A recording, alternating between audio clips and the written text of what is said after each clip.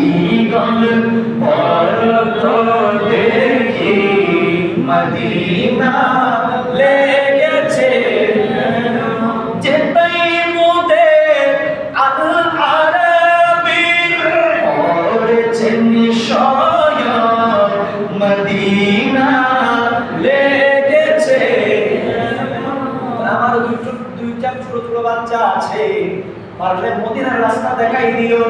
এই বলে যখন ইমাম মুসলিম না আকিল রেডি হয়ে গেলেন শাহাদাতের জন্য, তার দুইজন ছোট ছোট বাচ্চাকে কাজী সুরাইকের কাছে বুঝিয়ে দিলেন। সুবহানাল্লাহ বলেন না? কাজী সুরাইকের হাতে যখন বুঝিয়ে দিলেন, ইমাম মুসলিম না আকিলকে কতল করে ফেললো। দুইজন ছোট ছোট বাচ্চা গভর্নর ভবনের নিচ থেকে বলা আরম্ভ করে দিল, ও কাজী সুরাইক, আপনার চোখ দিয়ে এভাবে কেন পানি পড়তেছে?